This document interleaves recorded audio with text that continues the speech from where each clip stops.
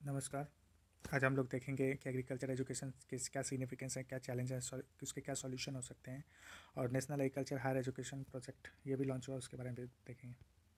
Agriculture education सिर्फ focus इस पे नहीं करता कि horticulture, forestry, conservation, natural resource, agriculture product processing, बल्कि ये अदर चीज़ों पे भी फोकस करता है, जैसे mechanic, sales, service, economics, marketing and leadership development.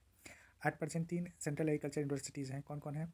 एक तो आपका रानी लक्ष्मीबाई जो एग्रीकल्चर यूनिवर्सिटी झांसी, दूसरा है central agriculture university Manipur Imphal में है, और एक Rajendra central agriculture university Pusa Bihar में है, और 65 स्टेट एग्रीकल्चर यूनिवर्सिटी हैं, 4 डीम्ड यूनिवर्सिटी हैं जो फॉर्मल एजुकेशन इम्पार्ट करती हैं एग्रीकल्चर फील्ड में। क्या क्या सिग्निफिकेंस है एग्रीकल्चर एजुकेशन के? Self reliance of rural economy. India में 52% जो पीपल्स हैं रूरल एरिया में रहते हैं, तो और मोस्टली एग्रीकल्चर पे डिपेंड है, तो उनको self reliant banana. Next, emerging of food processing industry. अब धीरे धीरे क्या हो रहा है, इंडिया में फूड प्रोसेसिंग इंडस्ट्री क्लस्टर के फॉर्म में डेवलप हो रहे हैं, तो उसके लिए जो टेक्निकल सपोर्ट प्रोवाइड किया जाता है वो एग्रीकल्चर एजुकेशन के through. Next, promoting sustainable agriculture practice. Sustainable agriculture practice यहाँ इसका मतलब है जैसे integrated nutrient management, zero budget farming, conservation agriculture, ये सारे जो टेक्निक्स हैं इसको कैसे फील्ड पे अडॉप्ट किया जाए। Boosting agriculture export. Agriculture export को बूस्ट करने में जो भी फाइटो सैनिटरी मेजर्स हैं उसको लेना, क्या इंटरनेशनल स्टैंडर्ड है उसको समझना। Increase access to information.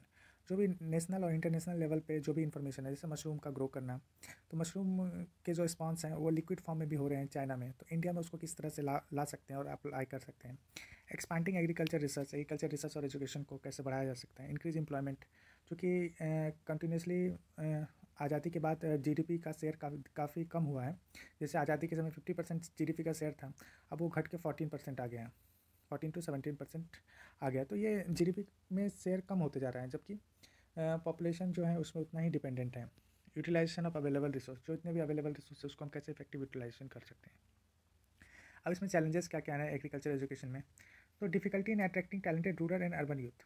Mostly rural और अर्बन यूथ क्या कर रहे हैं, नए दूसरे कॉम्पिटिशन्स की तैयारी करते हैं। जैसे एग्रीकल्चर में कौन से बच्चे आते हैं, वो बच्चे आते हैं या तो मेडिकल वाले आते हैं या तो इंजीनियरिंग वाले आते हैं, तो वो टैलेंटेड जो मेजर टैलेंट है वो उससे जो बच जाते हैं उस इंट्रेंस से वो लोग आते हैं। Shortage of competent faculty, competent faculties नहीं आ पाते हैं।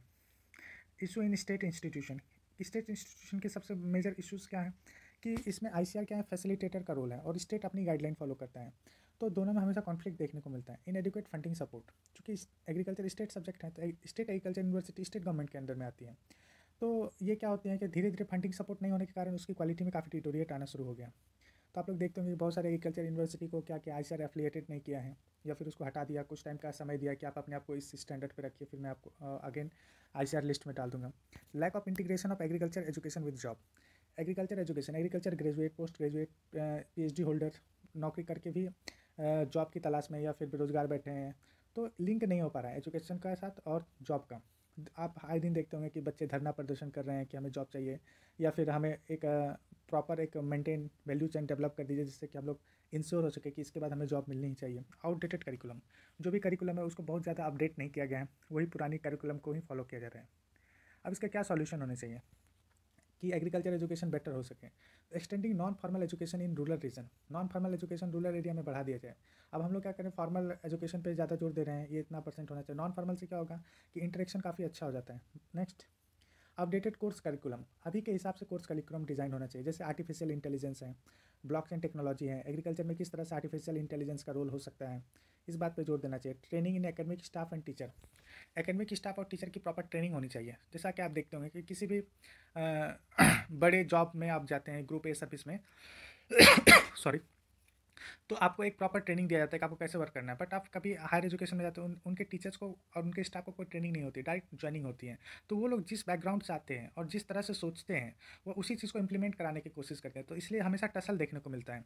Next, providing student guidance and counselling, student को गाइडेंस और काउंसलिंग ठीक से हो नहीं पाता है, तो बच्चे क्या करते हैं, बीच में किसी और चीज़ का प्रिपरेशन करने लगे, उसके बाद किसी और चीज़ का प्रिपरेशन करने लगे, उनका करियर इसको कभी दिखता है कभी नहीं दिखता है। तो हमें ऐसा एक मैकेनिज्म डेवलप करना चाहिए कि स्टूडेंट का प्रॉपर काउंसलिंग होना चाहिए कि हाँ आप इस स्टेज पे आ गए हो, आपका ऐसा ग्रोथ है। नेक्स्ट है effective accreditation system, accreditation system को इफेक्टिव बनाना चाहिए। जैसे नैक ने क्या किया, 2013-14 के बाद से सारे एग्रीकल्चर यूनिवर्सिटी का असेसमेंट करने का कोशिश किया है कि कहाँ किस तरह की कमी है, कहाँ किस तरह की सुविधाएं हैं, जहाँ कमी है उसको कैसे ठीक किया जा सकता है। तो ये एक एक्रीडिएशन सिस्टम, उसके हिसाब से उनको उनके जो स्टैंडर्ड है उसमें जो यूनिवर्सिटी जो कॉलेज आ रहे हैं उनको उस लिस्ट में रखा गया, बाकी सबको समय दिया गया। परफॉर्मेंस बेस्ड ग्रांट, अब ये देखा गया कि आपको ग्रांट तो दे दिया जाता है बट आप उस तरह से परफॉर्म नहीं कर पाते, तो परफॉर्मेंस बेस्ड ग्रांट होना चाहिए।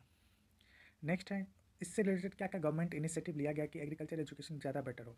तो पहला है attracting and retaining youth in agriculture, Arya scheme जो होती है ये क्या करते हैं, रूरल और अर्बन यूथ को कोशिश करती है कि वो लोग एग्रीकल्चर में रिटेन रहे, उसका वैल्यू चेन का हिस्सा बने। दूसरा, डेडिकेटेड एग्रीकल्चर एजुकेशन पोर्टल, जैसे एजी मुक है, agriculture massive open online courses, वहाँ पे कुछ डेडिकेटेड कोर्सेज चलाई जाती हैं। थर्ड है student ready, rural entrepreneurship awareness development योजना, रूरल एरिया में कैसे अवेयरनेस डेवलप किया जा सके। नेक्स्ट है national agriculture higher education project, उसमें क्या होता है कि इसके बारे में हम लोग नेक्स्ट में पढ़ेंगे। और इंटरनेशनल कोलैबोरेशन, जैसे स्टूडेंट एक्सचेंज प्रोग्राम है, Indo Africa student exchange program है। तो ये सब चीज़ें रिसर्च की कोई टेक्निक्स को कैसे इंडिया में अडॉप्ट किया जा सकता है, इन सब चीज़ों के बारे में कहा गया।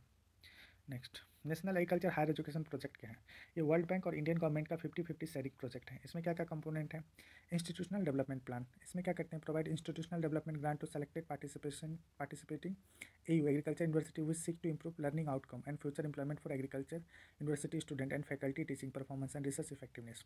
इंस्टीट्यूशनल डेवलपमेंट प्लान में लोग ये फोकस करते हैं कि हमारा लर्निंग आउटकम कैसे बढ़िया हो और उससे कैसे एम्प्लॉयमेंट जनरेट हो वहाँ के स्टूडेंट और फैकल्टी में, किस तरह से परफॉर्मेंस इंप्रूव हो सके और ताकि रिसर्च इफेक्टिवनेस को फील्ड पे कितना अच्छे तरीके से उतारा जा सके। नेक्स्ट है central for advance agriculture science and technology, ये क्या करते हैं, एग्रीकल्चर यूनिवर्सिटी को ग्रांट देते हैं ताकि वो मल्टी डिसिप्लिनरी सेंटर को स्टेबलाइज करें। मल्टी डिसिप्लिनरी में क्या होगा, टीचिंग, रिसर्च और एक्सटेंशन तीनों का एक कॉम्प्रीहेंसिव फ्रेमवर्क होगा। नेक्स्ट है innovative grant to selected participating agriculture university to make agriculture university reform ready, मतलब जैसे एक्रीडिएशन का है, नॉन एक्रीडिएटिंग यूनिवर्सिटी में वो रिफॉर्म करने के लिए जो गाइडलाइंस है उसको उसके लिए क्या ब्लूप्रिंट तैयार किए जा रहे हैं। And result monitoring and evolution, तो एजुकेशन डिवीजन क्या होता है, मॉनिटरिंग और इवोल्यूशन सेल होना चाहिए ताकि लगातार उसमें किस तरह का इंप्रूवमेंट है, पॉजिटिव है नेगेटिव है, उसको मॉनिटर करते रहना चाहिए। नेक्स्ट है एग्रीकल्चर इंफ्रास्ट्रक्चर फंड। तो सबसे पहले ये जानिए कि इंफ्रास्ट्रक्चर क्या होता है।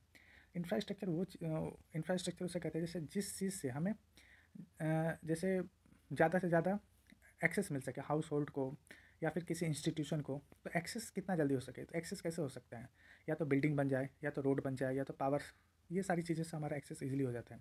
क्योंकि ये क्या है, सेंट्रल सेक्टर स्कीम है, तो मिनिस्ट्री ऑफ एग्रीकल्चर और फार्मर वेलफेयर का इसमें अंडरलाइन करने की बात है, मीडियम और लॉन्ग टर्म डेप्ट दे रहा है financing institution and interest subvention है, credit guarantee scheme. Interest subvention का मतलब क्या होता है, जैसे मान के चलिए कि आप किसी चीज़ पे 10% इंटरेस्ट दे रहे हैं और आपको 3% का इंटरेस्ट सबवेंशन है, इसका मतलब है कि आपको 7% ही इंटरेस्ट देना है, बाकी जो 3% है वो गवर्नमेंट देगी। नेक्स्ट है क्रेडिट गारंटी। क्रेडिट गारंटी में क्या है, बाई चांस किसी कारण से जिन्होंने आपका लोन लिया वो लोन नहीं चुका पाते हैं, तो उसके लिए क्रेडिट गारंटी स्कीम है कि वो उसको लोन चुका दिया जाएगा।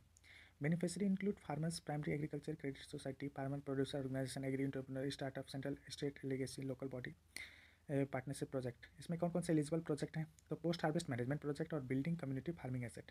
पोस्ट हार्वेस्ट से रिलेटेड जितने भी एसेट हैं उसको बनाया जाएगा, और बिल्डिंग कम्युनिटी फार्मिंग एसेट मतलब कम्युनिटी के लिए जो बिल्डिंग बनाया जाता है। चूँकि आत्मनिर्भर भारत के बाद 1 लाख करोड़ का एडिशनल फंड दिया गया एग्रीकल्चर इंफ्रास्ट्रक्चर फंड को, और इंटरेस्ट सबवेंशन 3% पर एनम दिया गया 2 करोड़ के लोन तक के लिए। अभी बताया था आपको इंटरनेट सबवेंशन क्या होता है। एग्रीकल्चर इंफ्रास्ट्रक्चर क्या होता है, उसमें क्या प्राइमरी क्या होता है, जैसे पब्लिक सर्विस, जिसमें प्रोडक्शन हो, प्रोक्यूरमेंट हो, प्रोसेसिंग हो, प्रिजर्वेशन हो, ट्रेड हो। अब इसको ब्रॉडली हम 4 पार्ट में डिवाइड करते हैं। इनपुट बेस्ड इंफ्रास्ट्रक्चर जैसे सीड है, फर्टिलाइजर है, पेस्टिसाइड है, फार्म इक्विपमेंट और मशीनरी। रिसोर्स बेस्ड इंफ्रास्ट्रक्चर जिसमें वाटर है, फार्म पावर है। Physical infrastructure road connectivity, transport, storage, processing है, प्रिजर्वेशन है। और इंस्टीट्यूशनल में जैसे agriculture research, education, information and communication service, financial service and marketing. अब कौन कौन से स्कीम्स हैं जो एग्रीकल्चर इंफ्रास्ट्रक्चर को बेटर कर सकते हैं, तो प्रधानमंत्री कृषि सिंचाई योजना ये ऑलरेडी चल रही है। तो कृषि इसमें 2 कॉन्सेप्ट, हर खेत को पानी, मोर क्रॉप पर drop. Integrated scheme for agriculture marketing, जिसमें क्या कहते हैं, साइंटिफिक स्टोरेज कैपेसिटी डेवलप करना, ग्रेडिंग, क्वालिटी सर्टिफिकेशन, जैसे ऑर्गेनिक फार्मिंग का सर्टिफिकेशन प्रोसेस है वो। प्रधानमंत्री ग्राम सड़क योजना, प्रधानमंत्री ग्राम सड़क योजना क्या करता है, गाँव को मार्केट से कनेक्ट कराता है। Thank you for watching. मैं इसका PDF जो है डिस्क्रिप्शन लिंक में डाल दूंगा, टेलीग्राम से आप लोग डाउनलोड कर सकते हैं। Thank you so much.